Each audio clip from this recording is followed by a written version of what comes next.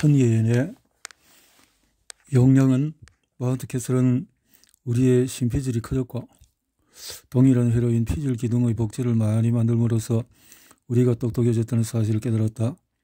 기계 지능도 같은 설계를 따를 수 있다. 피질 기둥이 어떤 일을 하는지 완전히 이해하고 실리콘으로 피질 기둥을 만드는 법을 발견하면 피질 기둥 요소를 더 많이 혹은 더 적게 사용함으로써 용량이 제각각 다른 지능 기기를 만들기 비교적 쉬울 것이다. 우리가 만들 수 있는 인공 뇌의 크기에는 분명히 한계가 없다. 사람의 심피질에는 피질 기둥이 약 15만 개가 있다. 만약에 피질 기둥이 1억 5천만 개나 있는 인공 피질을 만든다면 어떤 일이 일어날까? 사람의 뇌보다도 1000배 더 큰 뇌는 어떤 이점이 있을까? 우리는 그 답은 아직 모르지만 공유할 만한 가치가 있는 관찰 사실이 몇 가지가 있다. 심피질 영역의 크기는 사람에 따라서 큰 차이가 있다. 예를 들면 어떤 사람은 1차 시각 영역인 VI 영역이 다른 사람에 비해서 2배나 크다. V1의 두께는 똑같지만 그 면적 거기에 있는 피질 기둥의 수는 사람에 따라서 큰 차이가 있다. V1이 비교적 작은 사람이나 비교적 큰 사람 모두 시각이 정상이며 어느 쪽도 그 차이를 느끼지 못한다. 하지만 한 가지 차이점이 있는데 V1이 큰 사람은 시력이 더 좋다. 즉 작은 것을 더 잘 볼 수가 있다. 시계를 이용했던 사람에게는 이것이 큰 도움이 될 수 있다. 이 예로부터 일반화해보면 심피질의 일부 영역이 점점 커지면 약간의 차이가 나타날 수 있어도 대단한 능력이 나타나지는 않는다. 영역을 크게 만드는 대신에 영역을 더 많이 만들고 더 복잡한 방식으로 연결될 수가 있다. 원숭이와 다른 사람의 차이가 어느 정도 이에 해당한다고 볼 수가 있다. 원숭이의 시각 능력은 사람과 비슷하지만 사람의 심피질은 전체적으로 더 크고 영역도 더 많다. 대다수 사람들은 사람이 원숭이보다 지능이 더 높으며 우리의 세계 모형이 더 깊고 광범위하다는 데 동의할 것이다. 이것은 지능기계가 이해하는 이해의 깊이에서 사람을 능가할 수 있다는 것을 시사한다. 그렇다고 해서 지능기계가 배우는 것을 사람이 이해할 수 없다는 것은 아니다. 예를 들면 나는 아인슈타인이 발견한 것을 발견할 수 없더라도 그 발견을 이해할 수는 있다. 용량에 대해서 생각할 수 있는 방법이 더 한 가지가 있다. 우리의 뇌는 뇌의 부피 중에서 상당 부분은 배선, 즉 신경세포들을 서로 연결하는 축삭과 가지 돌기가 차지한다. 이 때문에 에너지와 공간 면에서 상당히 큰 비용을 치러야 한다. 에너지를 절약하기 위해서 뇌는 배선을 제한해야 하는데 따라서 쉽사리 배울 수 있는 것에도 제약이 따른다. 태어날 때 우리의 심피질은 배선 과잉 상태에 있다. 이것은 태어난 뒤에 처음 몇 년 동안에 크게 줄어든다. 뇌는 어린 시절의 경험을 바탕으로 어떤 연결이 유용하고 어떤 연결이 유용하지 않은지 배우는 것으로 보인다. 하지만 사용되지 않은 배선을 제거하는 것은 불리한 점도 있다. 나중에 새로운 종류의 지식을 배우기가 힘들어진다. 예를 들어서 어린 시절에 여러 언어에 노출되지 않는다면 여러 언어에 능통할 수 있는 능력이 감사한다.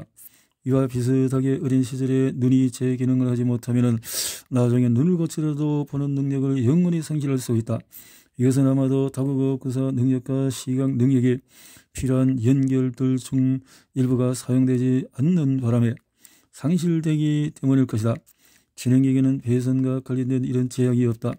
예를 들면 우리 팀이 만드는 심피질의 소프트웨어 모형은 두 신경세포 집단들 사이의 연결을 즉각 수립할 수가 있다. 뇌물리적인 배선과 달리 소프트웨어는 가능한 연결을 모두 생겨나게 할 수가 있다. 연결성에서 발휘되는 이러한 유연성은 기계 지능이 생물학적인 지능에 비해서 누릴 수 있는 큰 이점 중의 하나이다. 이 덕분에 지능기계는 모든 선택지를 열어둘 수 있는데 어린이 새로운 것을 배우려고 할 때 맞닥뜨리는 가장 큰 장애물 중의 하나를 제거할 수 있기 때문이다. 학습대 그러니 기계지능이 사람의 지능과 또 다른 한 가지는 지능기기를 복제하는 능력이다.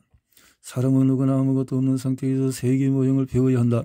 우리는 거의 아무것도 모르는 상태에서 삶을 시작하고 수십 년을 배우면서 보낸다. 우리는 배우기 위해서 학교를 다니고 배우기 위해서 책을 읽고 물론 개인적인 경험을 통해서도 배운다.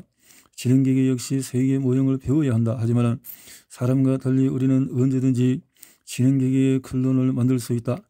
화성으로 보낸 지능 로봇 건설 노동자를 만드는 표준화된 하드웨어 설계가 있다고 상상해 보라. 로봇에게 건설 방법과 건축 자재와 도구 사용법을 가르치는 학교에 해당하는 것이 또 있을 수가 있다. 이 훈련을 마치기까지 몇 년이 걸릴지 모른다. 하지만 일단 로봇의 능력이 만족할 만한 수준에 이르면 동일한 로봇 수십 대의 학습된 연결들을 옮김으로써 손쉽게 클론을 만들 수가 있다. 그리고 그 다음 날에는 로봇들을 다시 개선된 설계나 완전히 새로운 기술로 재프로그래밍 할 수 있다. 기계지능이 미래에 어떻게 사용될지는 아무도 알 수가 없다. 신기술이 탄생할 때마다 우리는 그것이 우리가 잘 아는 것을 대체하거나 개선하는 데 사용될 것이라고 상상한다.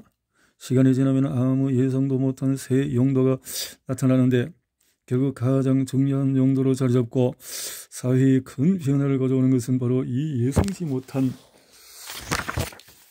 용도이다.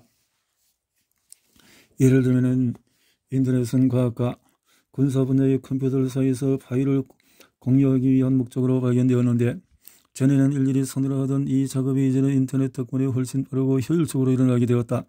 인터넷은 지금도 파일 공유에 사용되고 있지만 더 중요하게는 엔터테인먼트와 상업, 제조, 개인 간의 의사소통을 획기적으로 변화시켰다.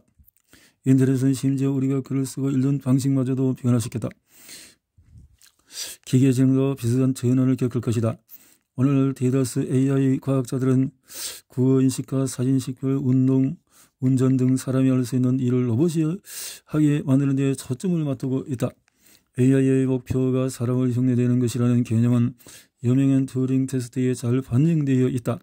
앨런 튜링의 모방 게임이라는 이름으로 제안한 튜링 테스트는 만약에 사람이 자신과 대화하는 상대가 컴퓨터인지 사람인지 분간하지 못한다면 그 컴퓨터는 지능을 가졌다고 간주해야 한다고 말한다. 불행하게도 지능의 척도로 사람과 비슷한 능력에 초점을 맞추는 이런 태도는 이익보다도 손해를 더 많이 초래했다. 우리는 컴퓨터에게 바둑을 두게 하는 것과 같은 과제에 너무 몰입한 나머지 지능기계의 궁극적인 영향력을 상상하는 것을 소홀히 했다. 물론 우리는 지능기기를 오늘날 사람이 하는 일을 하게 하는 데에도 사용할 것이다. 그 중에는 심해 수리 작업이나 독성 폐기물 제거처럼 사람이 하기에는 위험하거나 건강에 해로운 일들이 포함될 것이다. 또 노인과 병처럼 인력이 충분하지 않은 일에도 지능기기를 사용할 것이다. 어떤 사람들은 급여가 많은 직업의 인력을 대체하거나 위험한 전투에 지능기기를 사용하려고 할 것이다. 그리고 우리는 일부 응용 분야들에서 맞닥뜨릴 딜레마에 적절한 해결책을 찾으려고 노력해야 할 것이다. 하지만 예상치 못한 기계지능의 응용에 대해서는 무엇을 말할 수 있을까? 미래가 어떻게 펼쳐질지 그 세부 내용은 아무도 알 수 없지만 예상치 못한 방향으로 AI가 채택되도록 돌아가는 큰 개념과 추세를 파악하려고 노력할 수는 있다. 내가 흥미롭게 여기는 한 가지는 과학 지식 습득이다. 사람은 배우기를 원한다. 우리는 탐구하고 지식을 추구하고 알려지지 않은 것을 이해하려고 하는 욕구가 강하다. 우리는 우주의 수수께끼에 대한 답을 알기를 원한다. 우주는 어떻게 시작되었을까? 우주는 어떻게 끝날까? 우주는 생명이 흔할까? 우리 말고는 다른 지능 생명체가 존재할까? 신비주의는 우리에게 이런 지식을 추구하게 해주는 기관이다.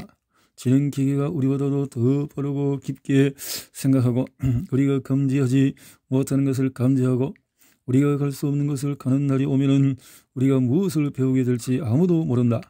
나는 이 가능성에 큰 흥분을 느낀다. 기계지능의 혜택에 대해서 모든 사람이 나처럼 낙관적인 것은 아니다. 어떤 사람들은 기계지능을 인류를 위험에 빠뜨릴 최대의 위협으로 간주한다. 다음 장에서는 기계지능의 위험성에 대해서 살펴보기로 하자. 기계지능의 실존적인 위험은 21세기 시작될 무렵 인공지능 분야는 실패로 간주되었다. 누멘터를 시작할 때 어떤 단어들을 사용해서 우리가 하는 일을 이야기하는 것이 좋을지 알아보기 위해 시장 조사를 했다. 결과로 AI나 인공지능이라는 용어는 거의 모든 사람이 부정적으로 생각한다는 사실을 알게 되었다. 자사 제품을 묘사하는데 그런 용어를 쓸 생각을 하는 회사는 하나도 없었다. 지능기기를 만들려는 시도는 교적 상대에 빠졌고 결국 성공하지 못하려는 것이 일반적인 견해였다. 그러고 나서 10년이 지나기 전에 AI에 대한 사람들의 생각은 완전히 바뀌었다. 이제 AI는 가장 뜨거운 연구 분야 중에 하나가 되었고 회사들은 기계 학습이 들어가는 것이면 사실상 어떤 것이라도 AI라는 이름을 갖다 붙이고 있다. 더 놀라운 것은 기술 분야의 권위자들이 AI는 결코 실현되지 못할 것이다 해서 AI는 가까운 미래 모든 일을 파멸시킬 가능성이 있다로 하루아침에 입장을 확 바꾸었다는 사실이다. AI의 실질적인 위험을 연구하기 위해서 비영리 연구소와 싱크탱크가 여러 곳에 설립이 되었고 이목을 끌기 좋아하는 다수의 기술자와 과학자, 철학자가 지능기계의 탄생이 인류에 급속한 멸망이나 예속 상태를 초래할 수 있다고 공개적으로 경고하고 나섰다. 이제 많은 사람의 인공지능이 인류의 실존적인 위험이라고 간주한다. 모든 신기술은 남용이 되어서 해악을 끼칠 수 있다. 오늘의 제한적인 AI조차도 사람들을 추적하고 선거에 영향을 미치고 선전을 확산시키는 데 쓰이고 있다. 진정한 지능 기계가 만들어지면 이런 종류의 남용은 그 정도가 더 심해질 것이다. 예를 들면 지능이 있고 자율 능력이 있는 무기를 만들 수 있다는 개념을 생각만 해도 으스스하다. 지능 드론이 의약품과 식량을 나르는 대신에 무기를 나른다고 생각해보라. 지능 무기는 사람의 감독이 없이 스스로 행동을 할 수 있기 때문에 수만 개씩 배치될 수 있다. 이런 위협을 직시하면서 나쁜 결과를 막기 위한 정책을 꼭 확립해야 한다. 악한 사람들은 지능기기를 사용해서 자유를 빼앗고 생명을 위협하려고 할 것이다. 하지만 지능기기를 나쁜 목적에 사용하는 사람이 있다고 해서 인류 전체가 절멸할 가능성은 낮다. 반면에 AI의 실존적인 위험에 대한 염려는 질적으로 다르다. 지능기계 자체가 악당이 되어 스스로 인류를 절멸시키려고 마음먹는 것은 악한 사람이 지능기기를 나쁜 목적으로 사용하는 것과는 차원이 다른 문제이다. 나는 여기서 AI의 실존적인 위험에만 초점을 맞추려고 한다. 그래서 해서 내가 AI를 남용하는 사람들의 위험을 과소평가하는 것은 아니다. 기계지능의 지각된 실존적인 위험은 대체로 두 가지 염려를 기반으로 한다. 첫째는 지능 폭발이라고 부른다. 그 시나리오는 다음과 같다. 우리가 사람보다도 더 지능이 높은 기기를 만든다. 이 기계는 지능기기를 만드는 것을 포함해서 거의 모든 면에서 사람보다 월등하다. 우리는 지능기계에서 새로운 지능기기를 만들도록 시키는데 그러면 지능이 더 높은 지능기계가 만들어진다. 성능이 개선된 지능기계의 세대가 새로 탄생하는 데 걸리는 시간은 갈수록 짧아지고 얼마 지나지 않아서 기계의 지능은 우리와 격차가 너무 벌어져서 우리는 기계가 하는 일을 이해할 수 없게 된다. 그 시점에서 기계들은 더 이상 우리가 필요 없기 때문에 우리를 제거하기로 결정할지 모른다. 인류의 멸종 혹은 우리가 그들에게 쓸모있기 때문에 우리에게 관용을 베풀지도 모른다. 인류의 예속. 두 번째, 실존적인 위협은 목표 불일치라고 부르는데 지능기계가 우리의 안녕에 어긋나는 목표를 추구하지만 우리가 그것을 저지할 수 없는 시나리오를 가르친다. 기술자들과 철학자들은 이런 일이 일어날 수 있는 시나리오를 여러 가지 생각했다. 예를 들면 지능기계가 독자적으로 우리에게 해로운 목표를 세우고 추진할 수가 있다.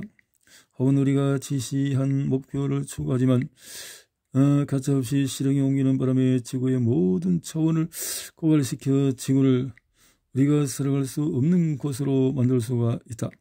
이 모든 시나리오의 바탕에 자리 잡고 있는 가정은 우리가 기계에 대한 통찰력을 잃는 것이다. 지능기계는 우리에게 자신의 전원을 끄지 못하게 하거나 다른 방식으로 자신의 목표 추구를 막지 못하게 할 수가 있다.